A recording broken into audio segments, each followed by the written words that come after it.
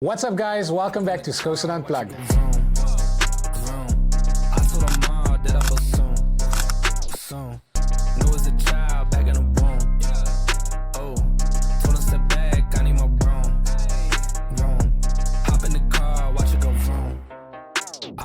So I gotta zoom. What's up, guys? Welcome back to the podcast. I'm your host, Courtnall Skosan, and today I've got a very special episode for you guys. We've got Jacques Du Toit in the building. This man has been in the front row his whole life, and now he's on the front row of your screens. He's made his transition successfully from rugby into life after rugby. We'll dig a little bit deeper and find out what exactly it is that he does, and how much he can teach us about it. You guys know this platform is all about educating you guys, and just giving you guys different perspectives, and just sharing people's stories and lives with you guys. And it's been an amazing journey so far. If you would like and enjoy the content, don't forget to subscribe, please. We need you to subscribe and like and share this with each and every person that you get into contact with. Jacques, thank you so much for joining us today, brother. I'm really excited. I'm just going to dig in a little bit onto your CV, your rugby CV, and then you can dig into and share a little bit more about what it is that you do now. So obviously Jacques has represented the Free State Cheetahs in the domestic competitions as well as Pro 14. He's played SA Under 20, which is an amazing honor. I had the privilege of playing there as well.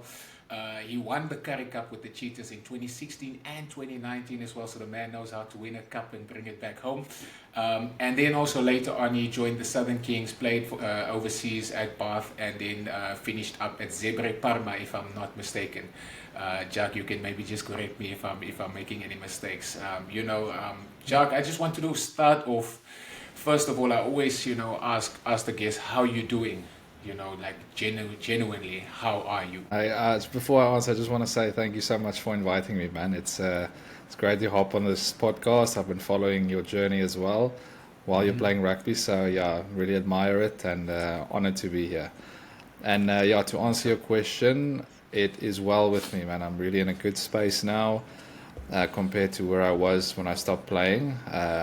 But yeah, can't complain. We're happy, we're healthy, and my family is happy too. So that's awesome, man. That's awesome. If you don't mind, let's dig a little bit into that. You're saying that, it's a lot better now, that it's I don't know how long exactly it is, but you're saying now it's a lot better now than what it was when you just finished your career. Can you maybe elaborate a little bit on that if you don't mind? yeah, gladly. Well, first of all, let me just say, when I retired, it was sort of a 50-50 between, it wasn't my choice, but it somehow was my choice. We were sort of in a limbo phase in my last season. I had a +1 agreement with the club, both sides. So, and then we basically agreed, we'll stay on for the next season. And then, there was some hiccups along the way, and just before the season ended, we decided, well, it's not going to go forward.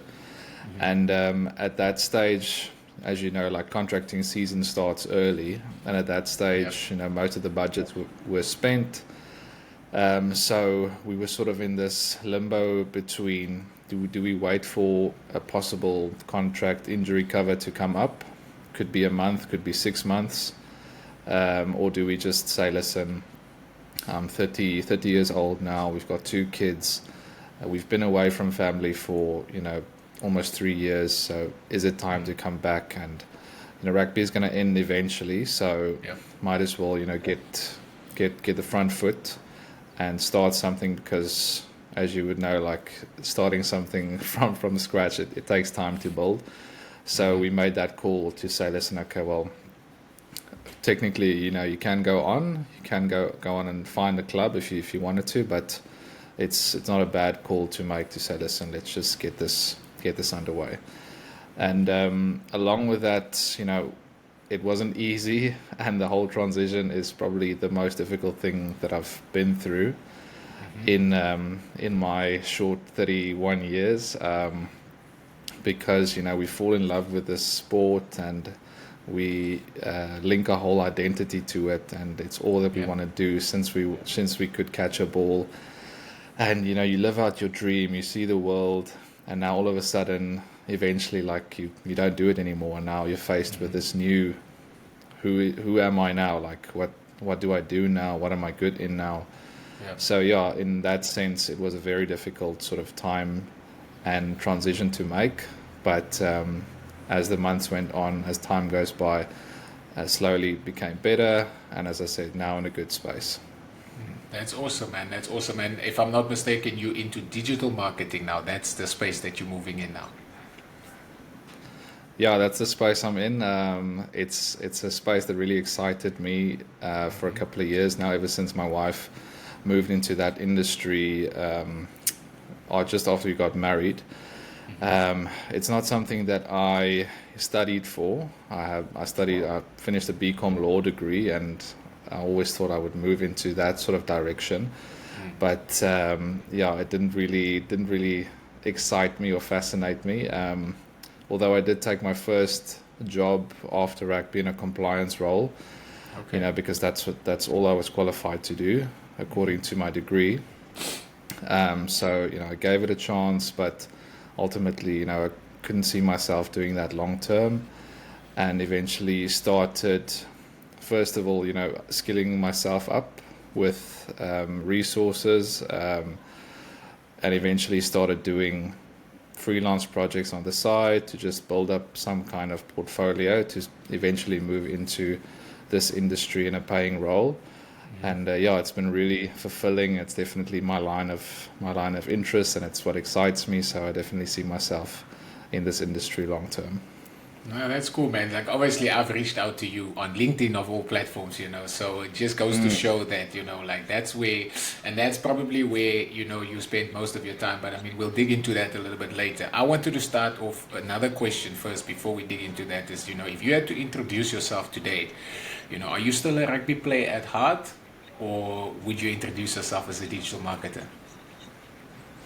No, I'm definitely still a rugby player at heart. It's really difficult to introduce myself as something else, and I think it's gonna be like that for a couple more years to come. I think I still have heavy imposter syndrome, even though like I've done a few cool projects and I've worked with great clients and I've got like a little portfolio now, but I still feel like, okay, some days like, is this really me? Like, I can't believe this is now who I am. I still think of myself as this, retired rugby player and not trying to build something on the side. But but it's interesting. There was this sports psychologist in one of our forum meetings. It's part of a program that I was in. Who sort of came in to speak with, my group of retired players regarding, family dynamics. And she referenced Penny Haynes, the swimmer. Yeah. And she said she went 10 years after she stopped swimming, was the first time she felt confident introducing herself as Penny Haynes, the businesswoman, and not Penny Haynes, the swimmer. Wow. So yeah, I think it's going to stick with us for long. Yeah. That's interesting, man. Obviously, I'm still playing, so I wouldn't know. But I'm saying, like, that's actually, if you think about it, and it's like you said earlier as well. And for me, I've had these conversations so many times. Do you think that's more because we find our identity in what we do, or is it stemming from something else? I think identity is a big part of it, and I think the passion and the love you have for the game, you make that part of yourself, which, I mean, you should do. I think you won't be able to produce the best rugby that you can if you don't, 100% commit to it. Yeah. I think like you get people, and I was a big advocate for it as well with my faith, is to say, like, you're not just a rugby player, you're something more, like you have a purpose. But in saying that, that didn't take away the fact that I 100% committed to myself as a rugby player to get the most out of it as I could. So, but yeah, identity is a massive factor in it, and I think, everyone, as they should, can link it to a degree to themselves. But yeah, when it gets to that time, when you start thinking about leaving, or maybe you're forced to leave, it's just navigating that new identity in a healthy way. That's awesome. That's awesome, man. So now, obviously, let's talk a little bit about rugby, and digital marketing. The parallels between the two. Rugby is about teamwork, preparation, analysis.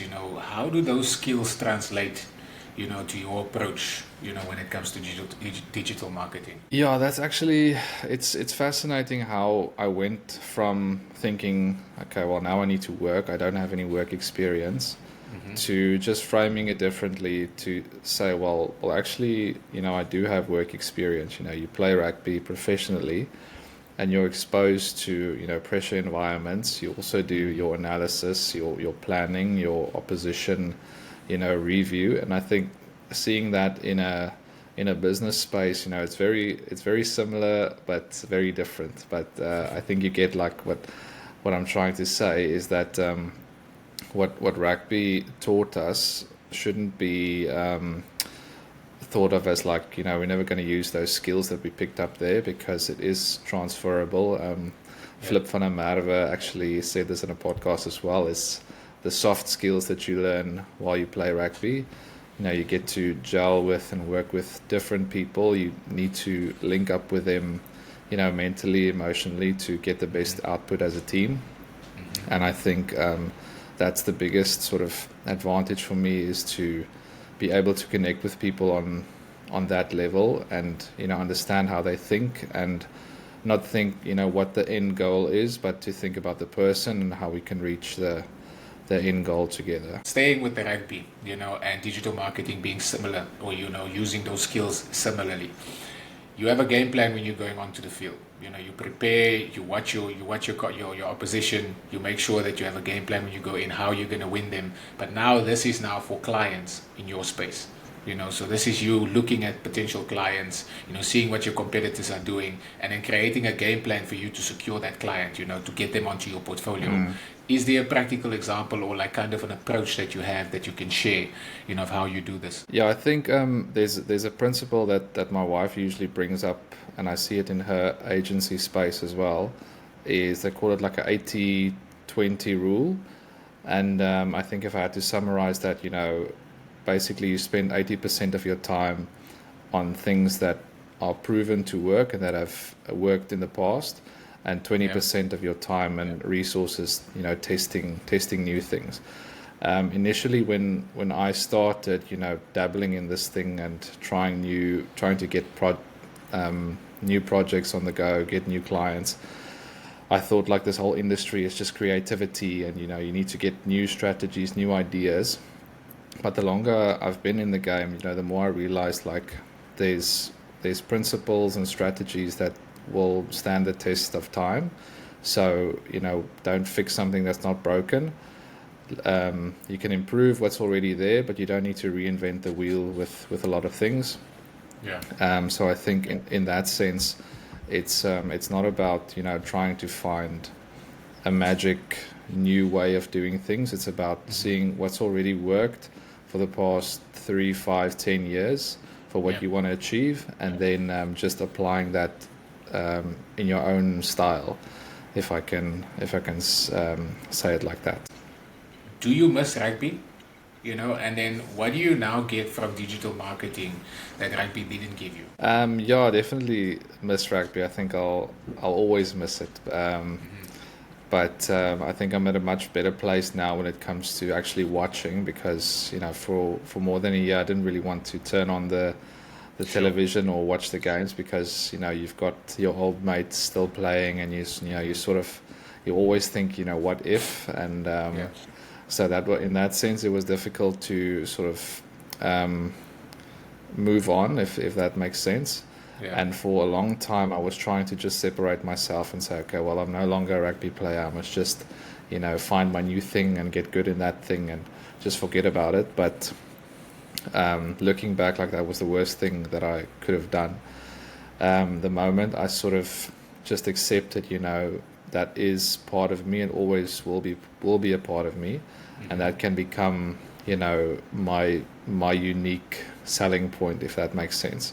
I don't have to be, Jacques Du Toit, a marketer or a strategist. I can be Jacques Du Toit, the former rugby player who now does this. and that opens up new opportunities than it would have if I would just separated myself completely. Yeah. And would you compare, let's say, for instance, securing a client, and getting them, their results, of obviously what you promised them? Would you compare that to kind of winning a game? Is it similar satisfaction or is it something a little bit different? I'm just trying to understand, where because let me rephrase that, in rugby, we always get this hype going before a game, there's that adrenaline pump, there's all of that, where is that in digital marketing? Do you get that sense of, satisfaction when you're doing that as well? Yeah, definitely. It's just in a different way. You get your sort of targets and initial plans that you put in place, and when you see, things work, you get definitely that same sort of sense of adrenaline and satisfaction. And if I can reference, maybe like the catalyst point that made me, go for this industry full time, is I was still in my compliance role, and I was, slowly but surely trying to transition into this space, trying to actually, move internally in their company towards the marketing department. But there wasn't really room for that. But I sort of offered to, help them out and do things for free and to help them test things out. And one of them was to set up Google ads for our business, because we wanted to see if we can get new leads out of that. And it was months of digging into resources, courses, YouTube videos, built my own websites and tried that, tested a lot of things, a lot of trial and error to get to a point where I could say, okay, listen, I'd love to do this, you don't have to pay me, I think you could help the business, so let's see. I do have capacity to do that. And so long story short, I set up the whole campaign. I did the whole presentation for our COO and the brand manager. I said, okay, this is where the budget's going, this is sort of my idea, this is why I suggest this, let's see what works. And suggested we do a separate website page to sort of correlate with what the ad is saying. And set my email address there as sort of the contact person notification when a lead comes through. And I literally I hit submit to make the campaign live, and the next morning I got an email notification that said okay, this is the email address, this is the business, this is the amount of employees they need, this is the project details. And I was sort of this is weird, man. Is this a real person? I can't believe it. Let's just double check. So we sent it on to our sales lady. She made contact with the person who submitted the details, and they basically set up a meeting later that day to send through some paperwork to look at to become a potential client. And I was just flip it, man. This is cool. Something I did worked. It wasn't at scale, and it was sort of for me it was huge, even though stats wise it was a small project. But that's sort of it was that moment when I thought, okay, well, this is really cool. That excited me so much. I'll definitely back myself to go for this. That's cool, man. That's a cool story. So someone might be listening to this now and they might feel, what are you guys talking about? Maybe they're not as apt, in the digital world or online space. What would you say in simple terms or in your terms, how would you explain to someone what digital marketing is and what it does? Okay, yeah. So, digital marketing is basically everything that you see online, on a tablet, on your phone, related to business or non-business. It's an email that you read, it's an SMS that you read, it's a website that you visit, it's online stores, it's Facebook, marketplace. It's basically any social media channel where you see something, a video or a text. That's sort of part of what digital marketing is, and that's where digital marketers, set up their strategies and campaigns, all to make the user on the other side do something, take an action, whether it is to like something, to comment, to subscribe, to buy something. But yeah, in a nutshell, that's basically what it is.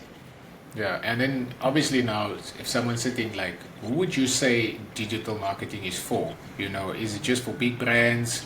Or can an average person or a small business owner tap into it successfully as well? It's definitely something that every business needs to do, and it's something that they can do without a lot of resources. And I think each platform that you can market on, most of them are completely free. You don't have to pay to create an account on Facebook or Instagram or LinkedIn.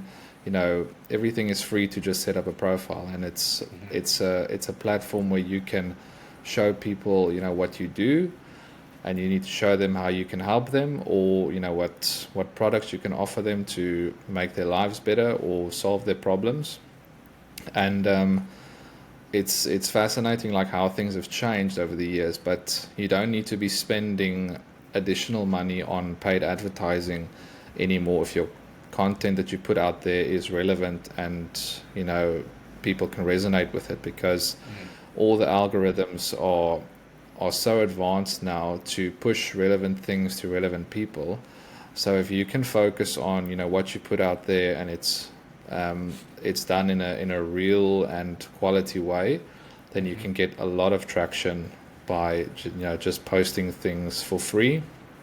And then obviously as you grow and you want a more targeted approach, you can pay the platform separately to do paid ads on the platform. But yeah, that's a different kind of strategy. But yeah, I think if you're just starting out and you want to build something online, it's definitely something that you need to start doing and utilizing, that you don't need to be an expert in. So obviously,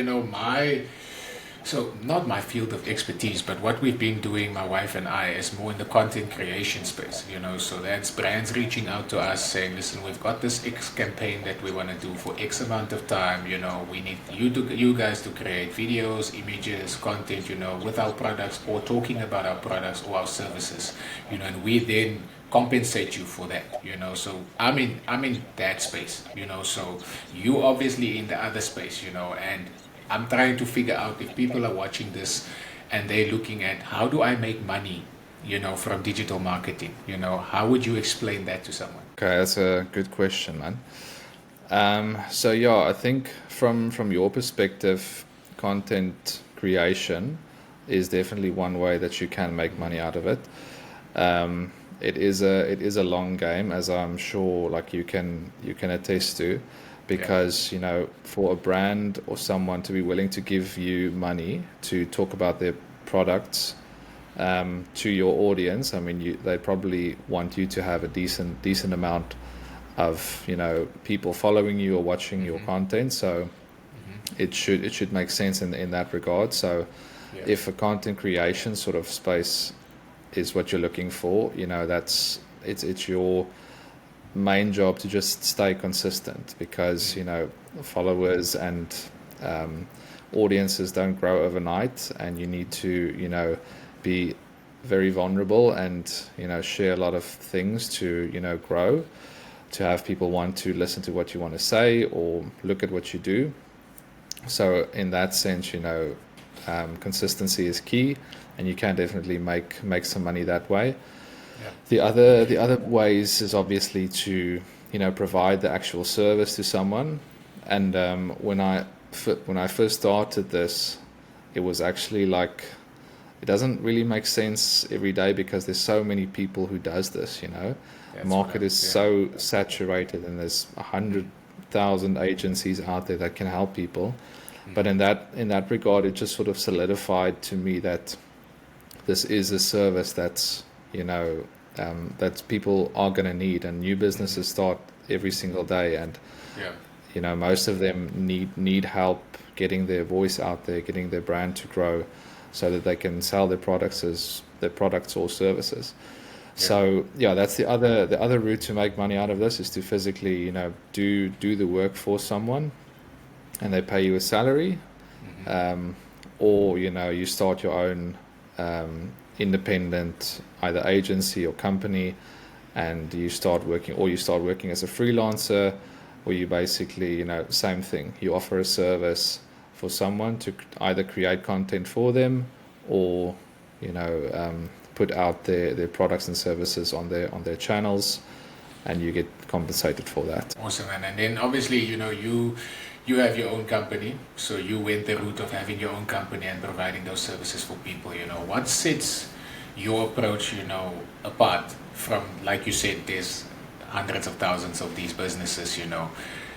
How do you set yourself apart, and how do you measure, success in such a crowded space? Yeah, so it's a difficult one, because it's something that I felt God put on my heart to pursue, to start my own thing.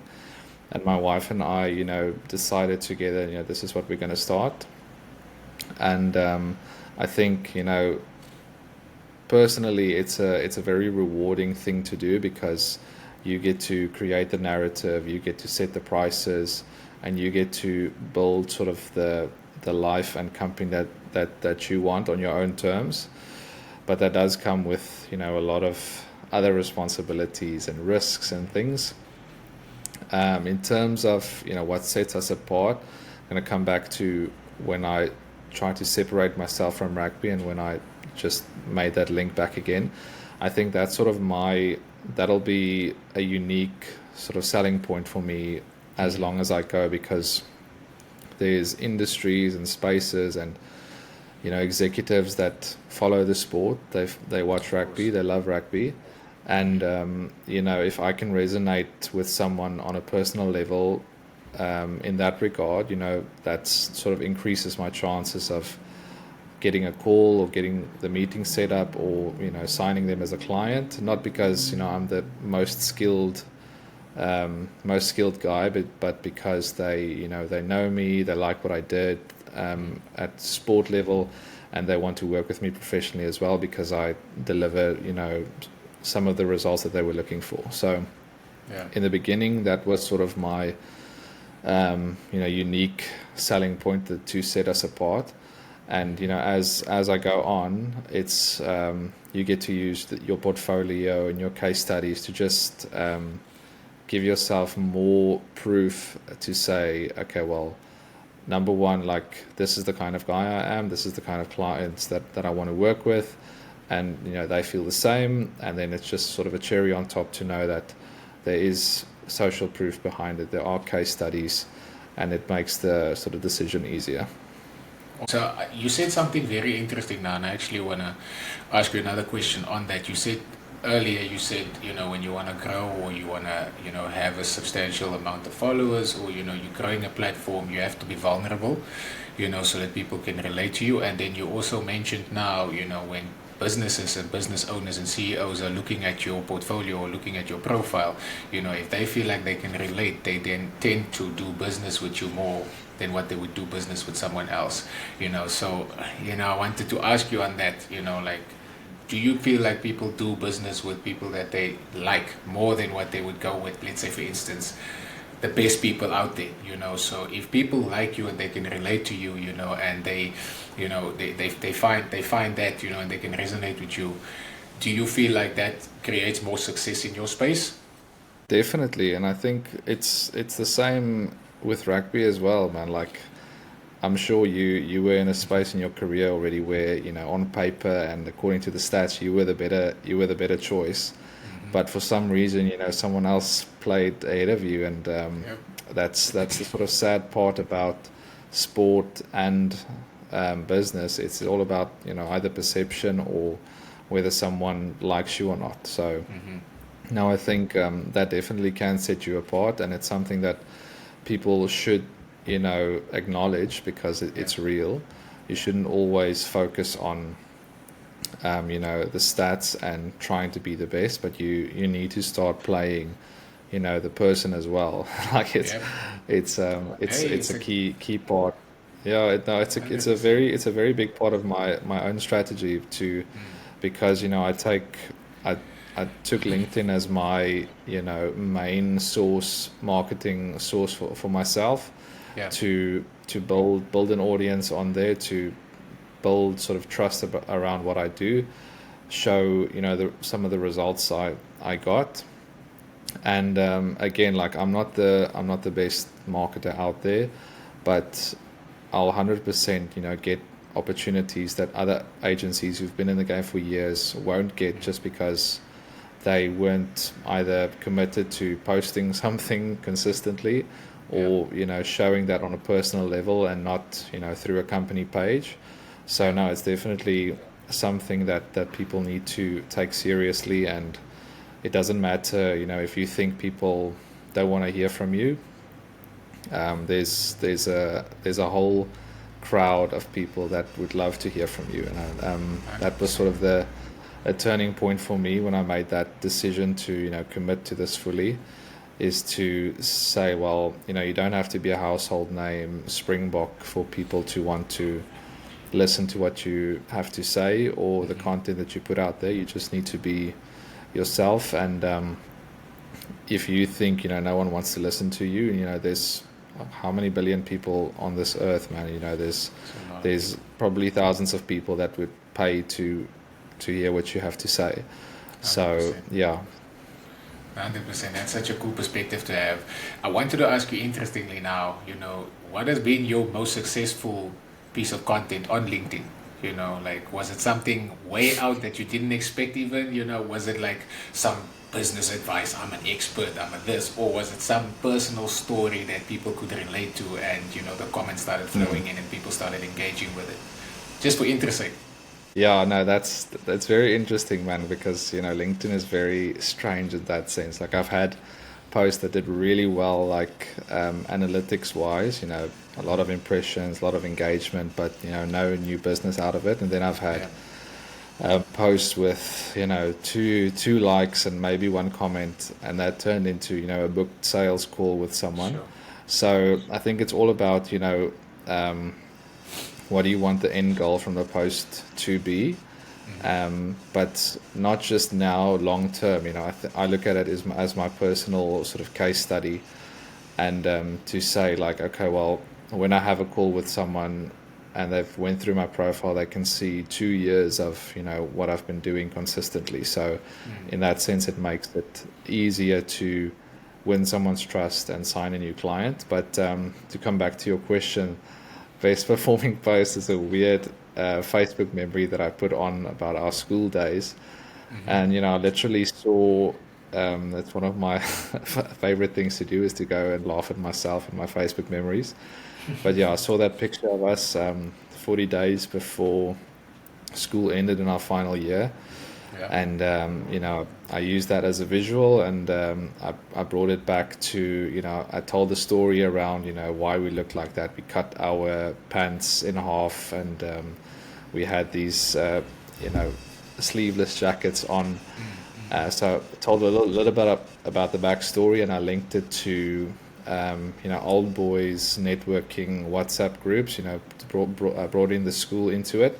Yeah. And how that also helped me, book a really cool sales call with someone who I shouldn't have gotten a call with, just because, I leveraged that network. Yeah. And it's strange, man. Like, it wasn't really like a massive business advice post. It was just like a testament and a sort of a tip for someone to leverage not only digital marketing channels and post, but also to go back to WhatsApps and your immediate network that you have on your phone, just to say, listen, this is what I do. I need help finding someone like this, and there's people ready to help you there as well. You don't always have to have the best email or social media campaign. Sometimes you can just go to your contact list and say, well, I'm looking for business. This is what I do. Yeah. So that's the post that did the best, strangely. Interesting, man. I wanted to ask you, looking ahead 5 years from now, we've got AI. I mean, I see a lot of posts and a lot of content online that I'm like, I know for a fact this person did not write this. I know for a fact that, like, this is just ChatGPT talking here, or whatever the case may be. How do you see 5 years from now, this industry changing, or even just, consumer behavior changing? Yeah, I think, AI is obviously going to play a massive role into our industry. 5 years from now, it's only going to get better or worse, depending on how, which way you look at it. I think it's how you use it. Yeah, 100%. I think the smart people are going to utilize it in a way that makes them look authentic with the least amount of work, because I've seen it from some of the accounts that I've followed, the amount of detail that goes into setting up the prompts and the delivery of AI, and just to get their first draft out there. I'm taking writing as an example. There's people who tell ChatGPT, listen, please write me a LinkedIn post about my rugby game yesterday, and that's it, and it spits out this thing, and you read it and you think, wow, this is solid. I'm going to copy paste that, boom, it sounds great. And then the people that know, going to read through that and say, yeah, this is not real, man, like this is 100%. copy pasted, we can all see it, and chances of people resonating with that are low. And then you get people who literally like write 2 pages worth an essay, like how they want this AI to deliver what they want, and then they get the first response and they say, no, this is not right, why did you do this? They add more to it, up to a point where they just say, listen, now it's in the memory, now they say, okay, listen, now write me a post about my rugby, here's some context, and it delivers like a super authentic first draft, which you can obviously go and change up. But I think that's the direction we're going towards. You won't get writers anymore. You'll get AI writers, people who can deliver the best output, the most output in the best way, compared to people who can maybe deliver a great written post, but they do it manually, and it is great. But someone who utilized AI can do that times 10 in the same amount of time. So I think it's definitely something that you need to start, integrating in anything you do, and anything that can be automated to buy yourself back your time, or make things more efficient. That's probably the space that we're going into in the next 5 years. 100%. Look, I mean, people are so against this thing. Some people are so for it. I use it for research. So I mean, if I want to know something about something or about someone, it grabs from all places everywhere. And it's so easy. It compiles it into a thing where I can understand everything, and I know a lot more about that topic. Like it's simple, very simple. So I use it for planning. I use it for research purposes, and I mean, I think it's. Like you said as well, it's changing quickly, and the quicker people can adapt and understand that, listen, this thing is a good thing, and it can help you going forward, and it can make things so much more efficient. I think, that's where the people are going to separate themselves from other people. Yeah, 100%. It's about utilizing that, and then obviously just keeping the human element in it for final delivery. And I'd like to just share a quick story about the research part of it, which actually led to me getting like another opportunity that I wouldn't have gotten. I did this whole research around how I can use AI to research potential clients for myself on LinkedIn, and I gave it the context. I said scroll LinkedIn and find this is the kind of client I'm looking for, this is their roles, and it delivered sort of a top 3 for me. And I sort of went onto LinkedIn and saw, okay, well, thank goodness it's real people that this thing gave me, and sent one of them a message as an ex-agency owner who sold this company a couple of years ago, and I sent him a DM. I said, hey man, great to connect with you, funny story, I told ChatGPT to go and find me, some of the top agency owners in the country, and your name popped up. So I just thought I'd reach out and connect with you. Would love to, just pick your brain about a few things, opportunity-wise. Let's see what happens. And that's sort of, I think that's from their point of view, it's sort of a confidence boost to see, okay, oh wow, like I'm ranking on ChatGPT research, what was the context, what were you looking for, and that sort of opened the door. And I said, okay, well, being transparent, I'm looking for your type of profile to work with, to help them deliver on LinkedIn specifically. And we chatted back and forth. I sent him through a couple of things that I did in the past. Told him, listen, if there's ever a chance to collaborate, let me know. I'd love to sort of see how we can work together and learn from you. And didn't really think much of it. And then the other day, literally got an email from someone in his team saying, hey Jacques, this guy said I can reach out to you regarding a short-term campaign project that we're working on. It's going to be 2 months. Are you keen?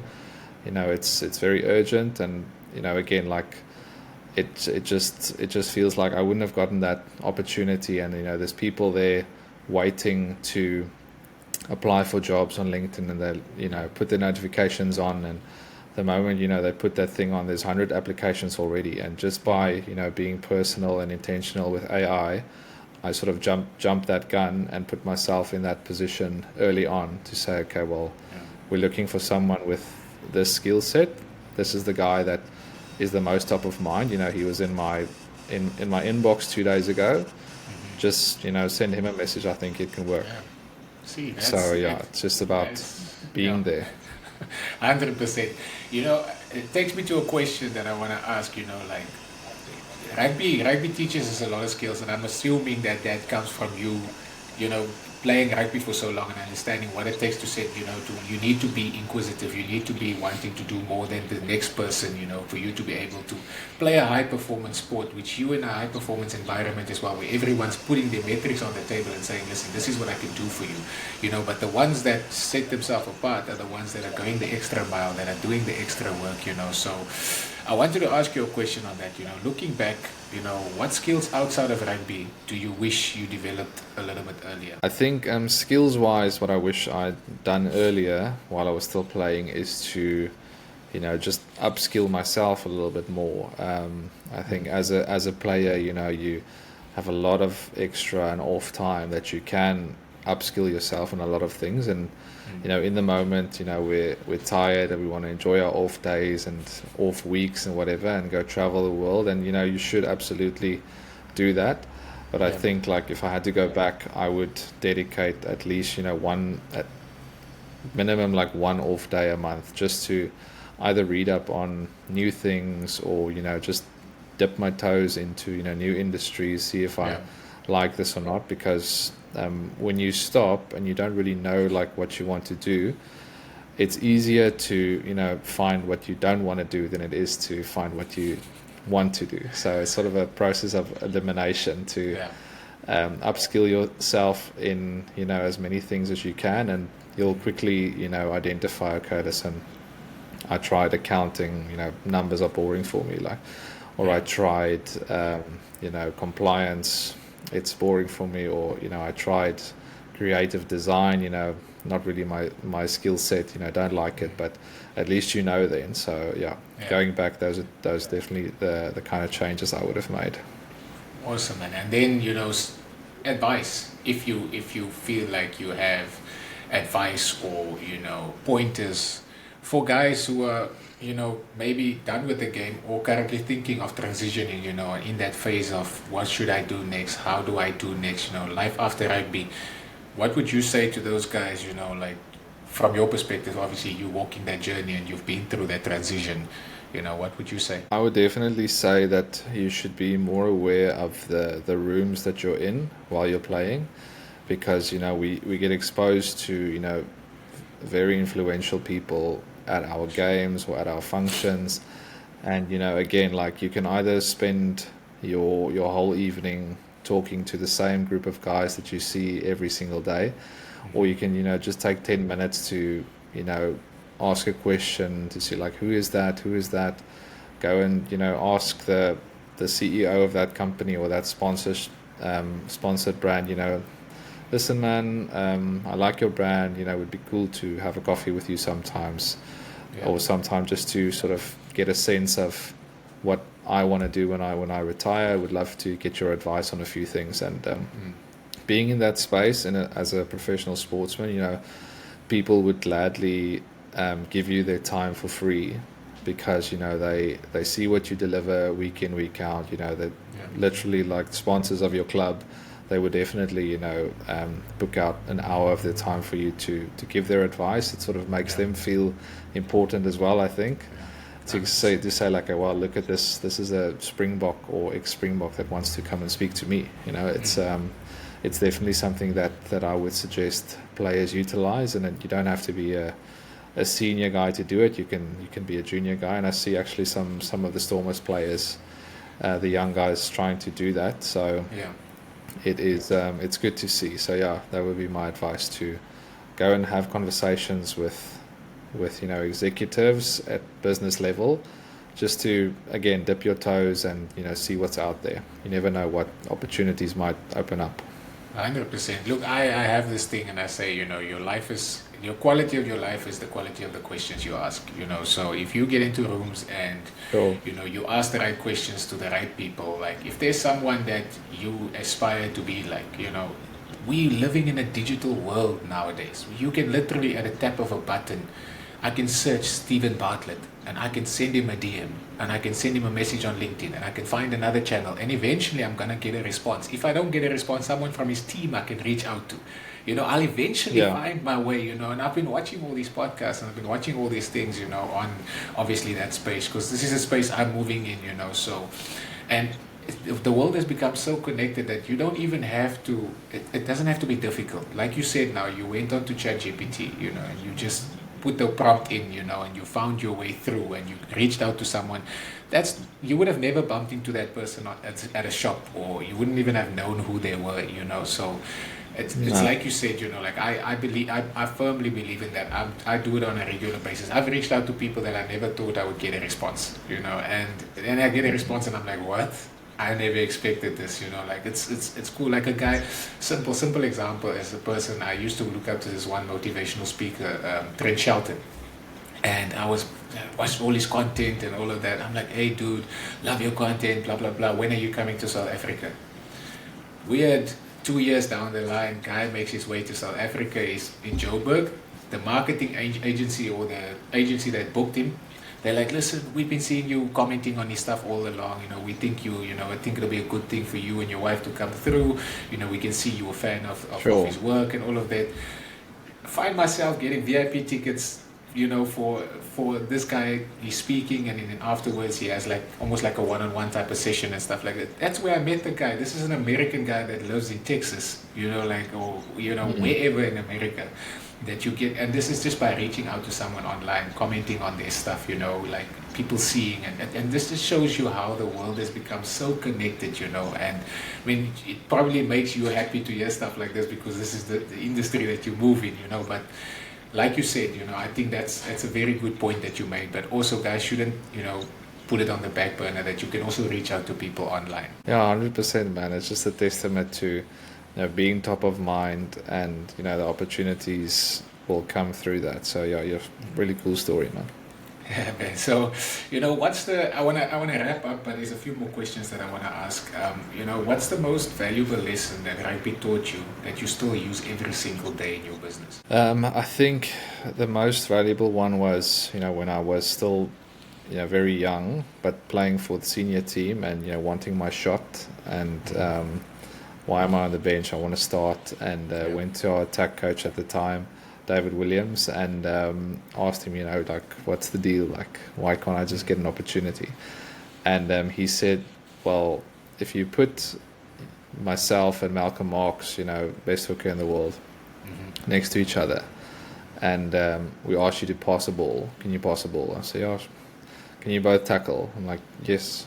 Can you both throw in accurately? Yes. Both scrum? Yes. Like, why is he getting picked then? Why is he a Springbok and not you? And I'm like, I don't know. Like, honestly, he's better, you know.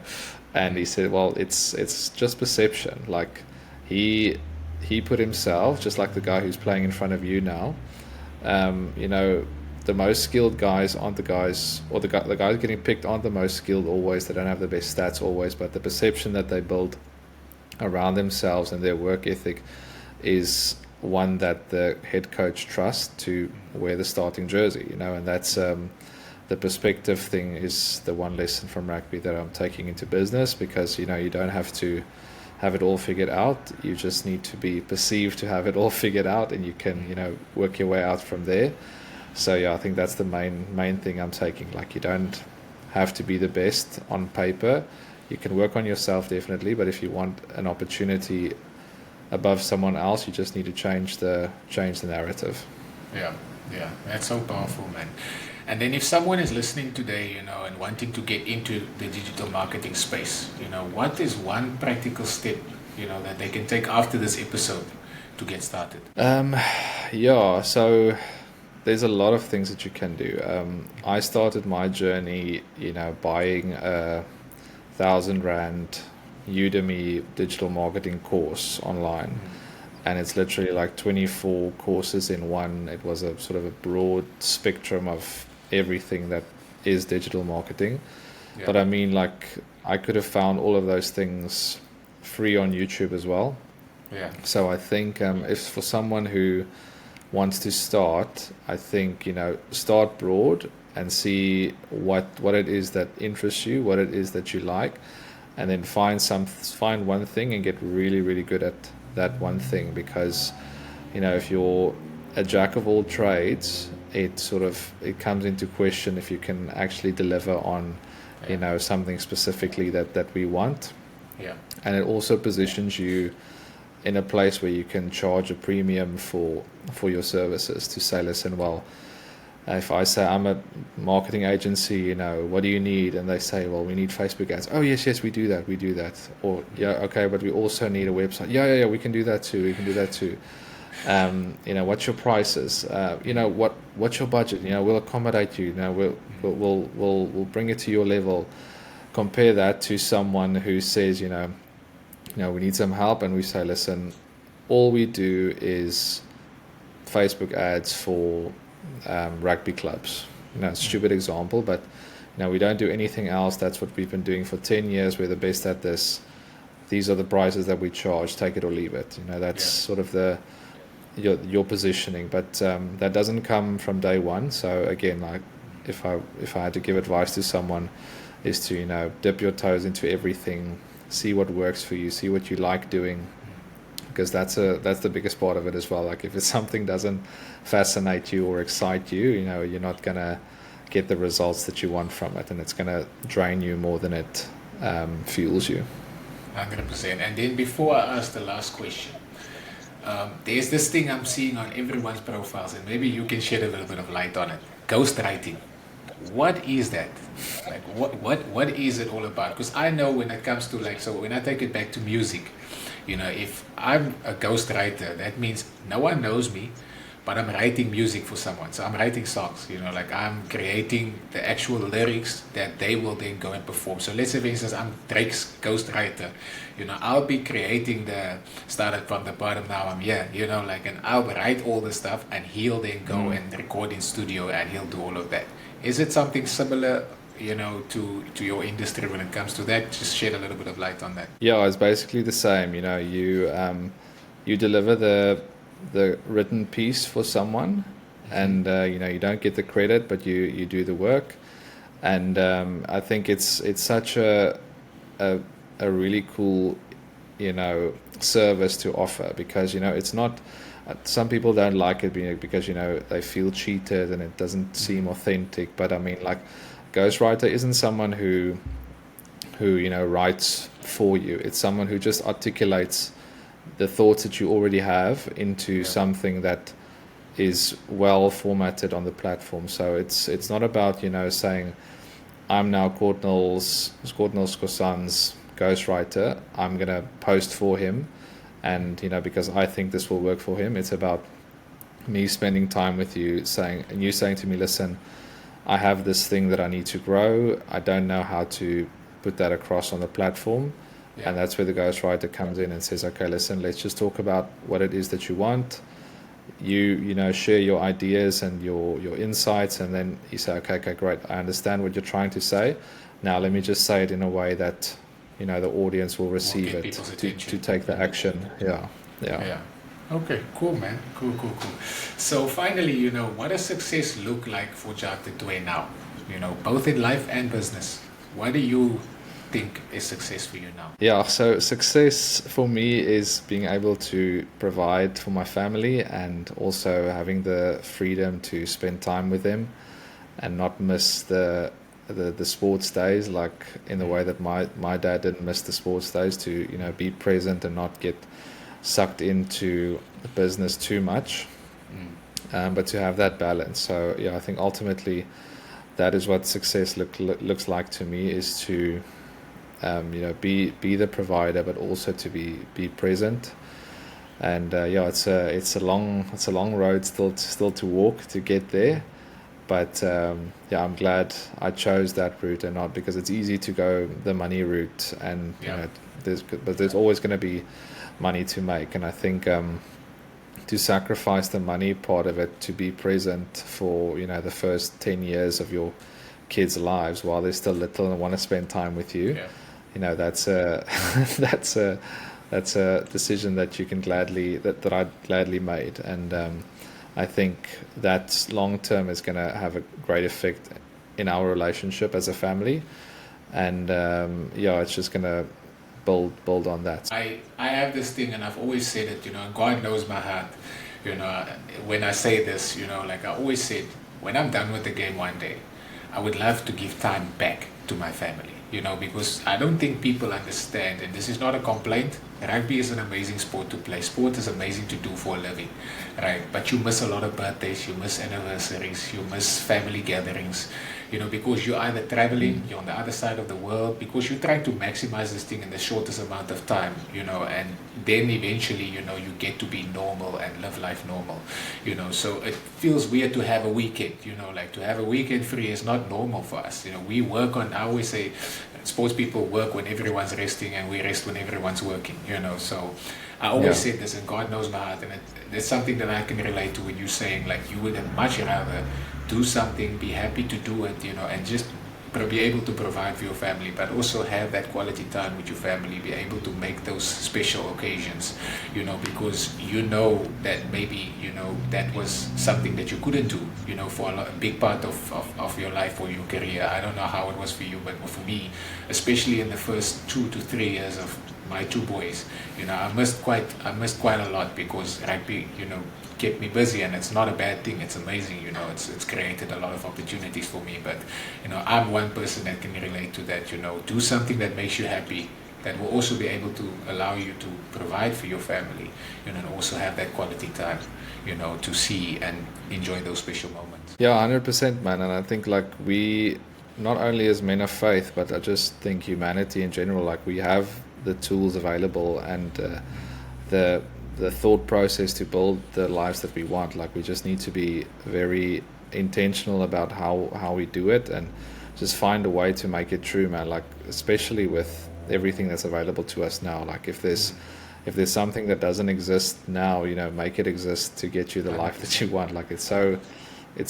not easy, but I mean, like, it's possible today to just build the life you want. Say, listen, this is exactly the lifestyle that I want. And I mean, if you want, you can ask AI to help you build that thing or a plan around it. But I mean, like, 100%. yeah, you definitely have the tools and the mindset to get the life you want. 100%. Jacques, brother, I want to say thank you. You know, first of all, you opened up, you know, you allowed yourself to be vulnerable and talk about, you know, the transition from sport, you know, into the business world. You know, you've shared some tips and, you know, a little bit more insight into your industry, you know, which I feel will add a lot of value to someone. You know, you never know. I always tell people, you never know who's watching. You know, it could be that one person, you know, that you have that one thing that you say that touches them and it ignites a fire inside of them, you know, and they go on to do great things in their life, you know. And this is what this is all about. So, you know, I just want to say thank you. I always do this because I don't take this moment lightly. You know, you're opening up time, you're opening up yourself, you know, to allow yourself to be vulnerable vulnerable and share those things on this platform, so I just want to say thank you, brother. I appreciate it, man. You allow this vision to keep growing, and so each and every guest that comes on the show, allows this vision to grow and reach the ears and get to the people that it needs to get to. So, I just want to say from the bottom of my heart, thanks, brother. Appreciate it, man. No, and thank you to you as well, my man. It's a massive privilege and honor to be on here with you, and I know the kind of platform you're building and where it's coming from. So yeah, I just want to congratulate you on that as well. And I'll continue to follow along the journey. And thanks for what you're putting out there on a regular basis, and for the people you impact as well. So yeah, big thank you from my side. I appreciate it, brother. I appreciate it so much, and I wish you all the success, all the love and blessings to you and your family. Same to you, my brother. Guys, if you enjoyed that, please hit the subscribe button, share this episode with someone. And if you're into digital marketing, well, this was the episode for you. I hope you guys enjoyed that. I'll see you guys on the next one. God bless. I told him